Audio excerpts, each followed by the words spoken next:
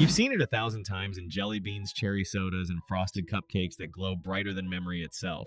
That color known as red dye 3 was never meant to be a mystery. It was meant to sell joy. Yet for more than 70 years, this petroleum-based pigment has occupied a strange space in American law, forbidden in cosmetics, but permitted in food. In 1990, the Food and Drug Administration removed red 3 from lipsticks and blushes after studies showed thyroid tumor development in laboratory rats. Still, the same chemical continued to tint our snacks, cereals, and seasonal candies. This paradox finally began to shift when California passed its Food Safety Act set to take effect in 2027, banning red 3, along with several other long-contested additives. It is a small step, but it signals something larger, that American labeling standards are slowly catching up to what many countries decided years ago. Across the Atlantic, the European Union restricted synthetic dyes, such as red 3, long ago, requiring clear warning labels on products that could affect children's attention or behavior. The science was never absolute, but the risk was plausible. Europe acted on precaution.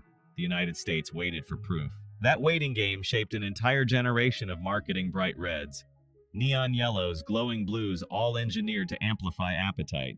The result was not catastrophe, but complacency. Companies kept selling color, and regulators kept reviewing the same data for decades. Today it is less about one dye and more about the process that let it stay. The slow crawl of reform raises an uncomfortable question: how many safe until proven otherwise ingredients are still passing through the same loopholes? Because the truth is, color was never the problem.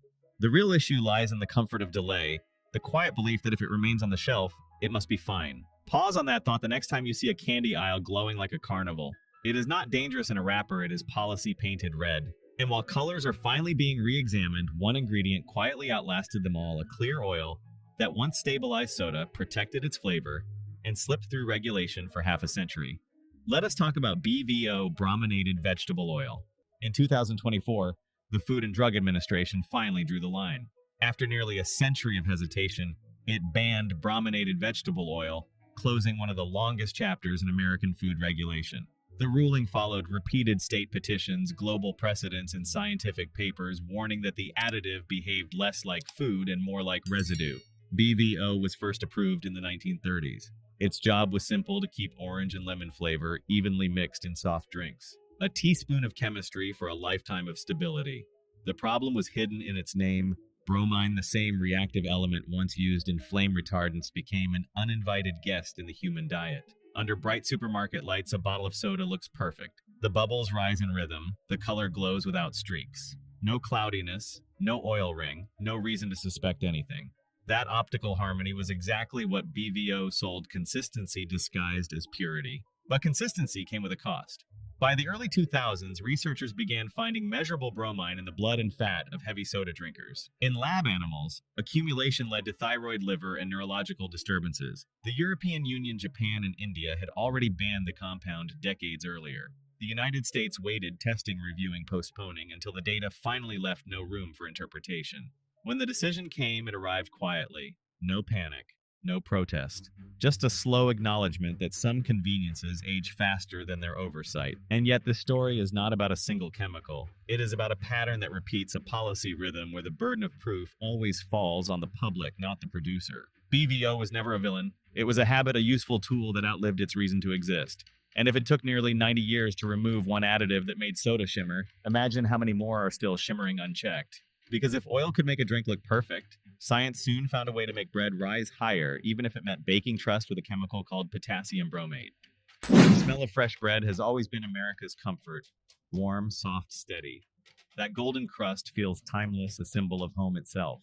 But inside that rise sits a quiet equation, one that traded patience for precision. A chemical called potassium bromate changed how bread behaved and how we stopped noticing. In the race for uniformity, commercial bakeries discovered that this compound could strengthen gluten, make dough more elastic, and guarantee volume even under industrial heat. Every loaf looked the same, browned the same, and lasted longer. What began as a technical marvel slowly turned into a silent dependence, an invisible contract between chemistry and profit. It worked so well that few questioned it. The numbers made sense. The risks were easy to shelve. For decades, the assumption was simple: bromate burned off in the oven. But studies later found that under high-speed production, When loaves moved from mixing to packaging in under an hour, some of it survived the heat. Trace amounts remained in the finished bread undetectable by sight or smell. That discovery changed everything. Researchers began seeing signs of oxidative stress and DNA damage in animal tests, suggesting that bromate could interfere with how cells repair themselves. The International Agency for Research on Cancer labeled it a Group 2B carcinogen, meaning possibly cancer-causing to humans. It is not a guaranteed danger, but a credible one. And for something added purely for convenience, credible risk was more than enough reason to act. Other nations agreed. The European Union, Canada, and China banned potassium bromate decades ago. Their bakeries moved on adopting ascorbic acid, better known as vitamin C, to do the same job without the baggage. California will follow by 2027 through its new Food Safety Act. Walk into a factory bakery today, and you can still hear the hum of the conveyor belts, see the steam rise in perfect rhythm. Loaves swell in shining steel molds, identical, flawless. The sight is mesmerizing until you realize it's chemistry doing the rising, not yeast, not time. This is the paradox of progress. We built efficiency so perfect that even risk became routine. Safer methods exist. They just take more time, and industrial economics is the one ingredient most easily cut. I've baked for 40 years, says a retired baker from Wisconsin. Real dough rises slower, but it feels alive. You can smell when it's ready. That isn't nostalgia. That's chemistry the way it was meant to be alive, imperfect human. What if the color white, the one we trust most, was the least natural of all? That perfect gleam on frosting and candy shells didn't come from sugar, nor cream, nor milk. It came from a mineral ground so fine it can slip between cells. Titanium dioxide, listed on labels as E171, gave food its bright, camera-ready glow for more than half a century. It began as an innocent innovation. In the 1960s, candy makers needed coatings that would not fade under light. Titanium dioxide, already used in toothpaste and sunscreen, offered a simple fix. It scattered light evenly, making every sweet look cleaner, whiter, and more premium. For decades, regulators called it inert, a color, not a chemical. But that confidence dimmed as science caught up. With stronger microscopes came smaller revelations. What looked like dust turned out to be particles so fine, nanoparticles smaller than bacteria, that they could cross biological barriers. Some studies linked those fragments to oxidative stress and DNA damage in animal cells. It was not proof of harm, but it was reason for pause. In 2021, the European Food Safety Authority declared titanium dioxide can no longer be considered safe as a food additive. The European Union banned it the following year. In the United States, it remains on the market, still listed as generally recognized as safe, though under renewed FDA review. The science moved quickly. Policy, as usual, lagged behind. Walk into a bakery, and you can see the illusion it built. A cake so white it reflects light like porcelain, frosting that glows brighter than the room around it. For generations, we believed that brightness meant purity, that a shine on the surface meant honesty inside. A chocolatier in Oregon said it best. When I stopped using it, customers said my truffles looked duller until they tasted one. Maybe purity was never color. Maybe it was care.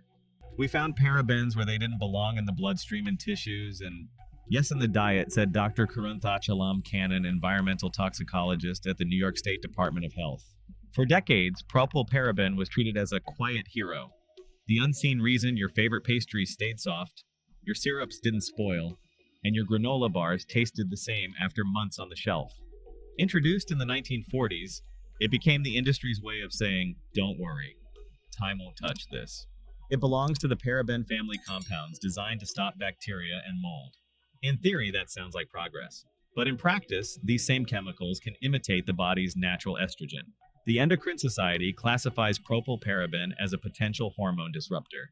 The European Food Safety Authority banned it in 2015, after animal studies showed altered sperm counts and developmental changes in reproductive organs.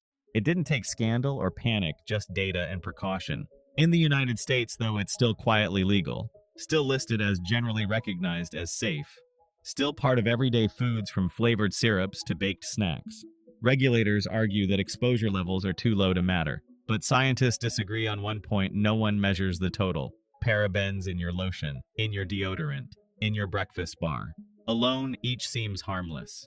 Together, they build a silent continuity, a chemical chorus the body never signed up for. That's the real issue. Propylparaben doesn't just preserve food. It preserves our illusion that freshness can be frozen in time.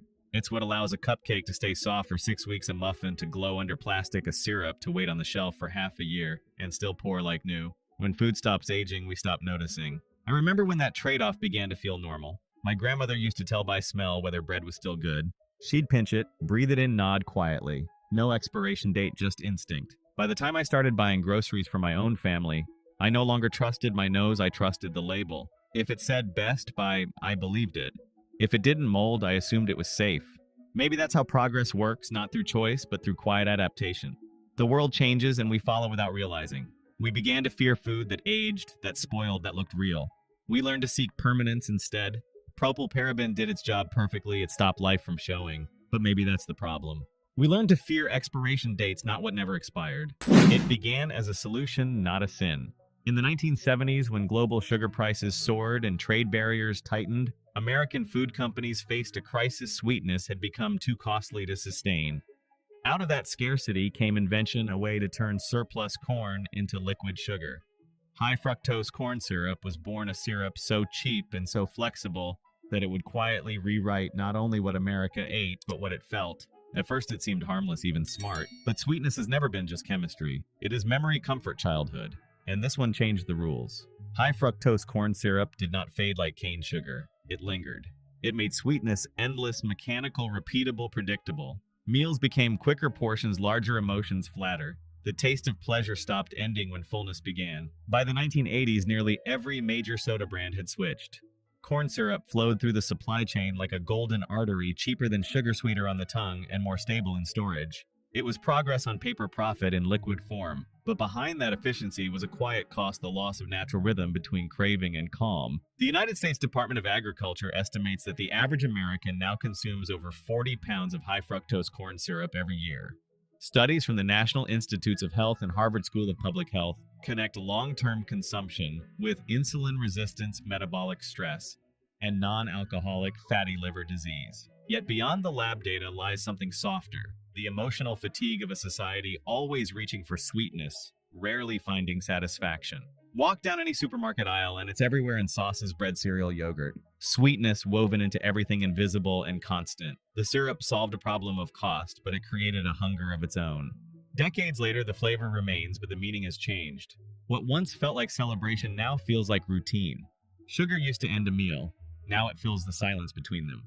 And as America's plates grew sweeter, something else began to shift: the way we flavored emotion itself. Because when sweetness becomes a habit, bitterness never stands a chance. A woman lingers at the supermarket, deli eyes fixed on rows of pink slices stacked under the glass. She asks quietly, "How fresh are these?" The clerk smiles and nods, sliding paper across the scale. She nods too, though something in her eyes says she's not sure what fresh means anymore. According to the World Health Organization, processed meat is a Group 1 carcinogen classified in the same tier as tobacco smoke. Research published in The Lancet and Cancer Epidemiology confirms consistent links between deli meats and colorectal cancer, as well as elevated risks of cardiovascular disease. When heated, sodium nitrite, the compound that keeps ham blushing and salami spotless, can transform into nitrosamines, which directly damage DNA. Europe restricts these preservatives to minimal use. The United States, however, still permits them in regulated doses. Processed deli meats were once a triumph of preservation. Before refrigeration, smoke and salt were a form of protection, a way to extend life through craft. But industrialization rewrote that craft into chemistry. Nitrites locked the color, delayed spoilage, and erased time itself from the product. Every slice became identical, polished pink, immune to decay. The danger is no longer in the obvious, it's in the illusion. These meats look eternal because they were engineered to deny age.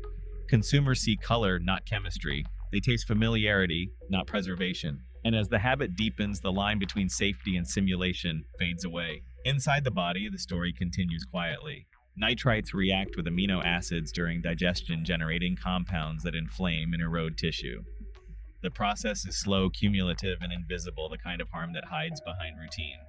Dr. Dariush Mozaffarian-Dean at the Friedman School of Nutrition Science and Policy at Tufts University explains nitrite-treated meats do more than preserve freshness. They alter the oxidative environment of digestion itself, setting the stage for chronic inflammation. He adds that the risk doesn't come from one sandwich, but from decades of believing pink means pure. The woman at the counter leaves with her package wrapped in clean paper. The surface glows the same soft pink as always. She smiles politely, unaware she's holding a fragment of time that forgot how to end. We built a food system terrified of aging, and it shows in every perfect slice. Number 8. Ultra-processed foods. Maybe this was the price of progress. For decades, America believed that innovation could feed everyone, that hunger could be engineered away, and comfort could fit inside a box. The freezer aisle wasn't just born from business, it was born from faith in efficiency, a national conviction that speed equaled care. The National Institutes of Health classifies ultra-processed foods as those with 5 or more industrial ingredients, and they now make up over half of what Americans eat. Yet across the ocean, others made different choices.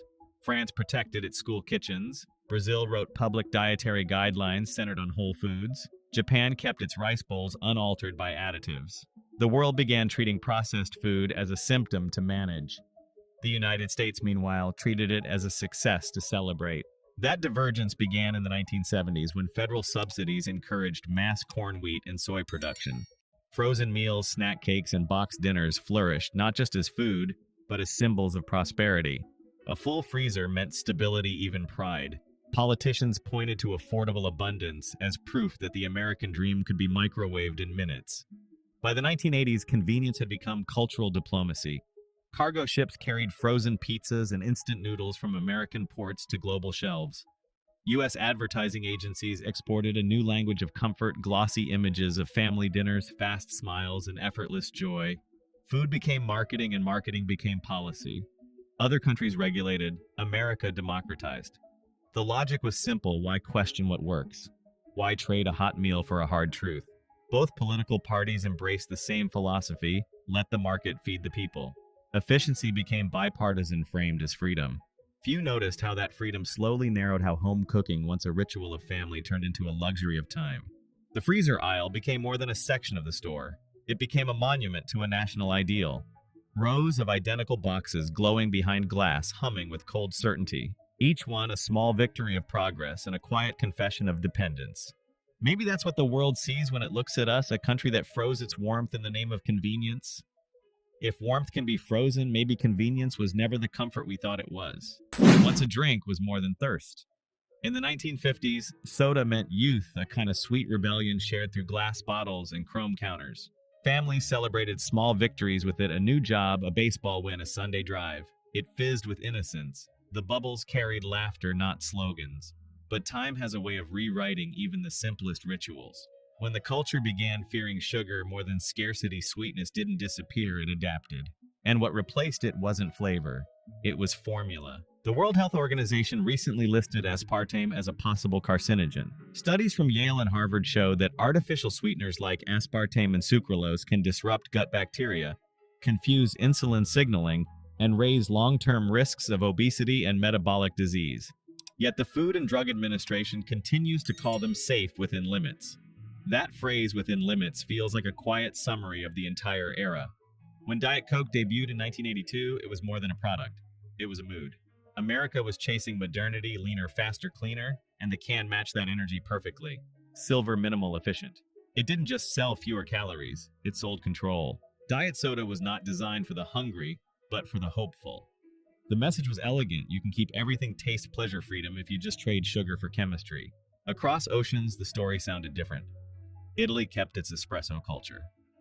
Japan still paused for tea. France preserved its cafe rituals where conversation mattered as much as caffeine. But America turned drinking into multitasking. The fizz became background noise to emails, traffic, deadlines. Soda was no longer a break. It was a bridge between one obligation and the next. And the word diet, once a symbol of discipline, turned into something emotional. It meant belonging. Women on magazine covers held cans instead of purses. Athletes endorsed them as lifestyle. Politicians toasted with them at rallies. The drink carried no color, no calories, no guilt, just a hollow kind of purity that fit perfectly into a culture obsessed with improvement. But that purity came at a cost. Artificial sweetness lights up the brain's reward system without feeding it. The body expects energy that never arrives. Appetite lingers, confusion deepens, and yet another sip feels necessary. Nutritionists call it a metabolic illusion. Psychologists call it symbolic substitution. People just call it habit. Decade after decade, that habit became heritage. Children who once saw their parents pour sugar into coffee now pop cans labeled zero. The flavor no longer matters. The ritual does. Each crack of aluminum echoes the same national story, the pursuit of perfection, 1 calorie at a time. Perhaps that's why the can still sells? Not because it's delicious, but because it feels familiar. Because it fits the American promise, everything improved, everything lighter, everything still in your control. Maybe zero didn't mean nothing, maybe it meant what we lost. Thank you for staying until the end. 9 foods, 9 lessons, and 1 truth that runs through them all. What we eat is no longer just nutrition, it's negotiation. We've seen how dyes promise beauty oils, promise health dough promises softness, and soda promises control. Each of them born from good intention, each reshaped by profit and speed. But awareness isn't the end of the story, it's the beginning. You don't have to throw everything away. You just have to start noticing. Read the labels that sound too perfect. Ask where your food was made and why. Choose patience over packaging once in a while. The smallest choice, a real tomato, a home-brewed coffee, a walk to the farmer's market, is an act of quiet rebellion in a world built on convenience. America's food system is vast, and change won't come overnight. But every time you buy something honest, you vote for a different kind of future one, where flavor means freshness, not formula. If you've watched this far, you're already part of that change. You've proven that curiosity still matters, that awareness still has weight. So tonight when you open your fridge or walk down an aisle, remember this: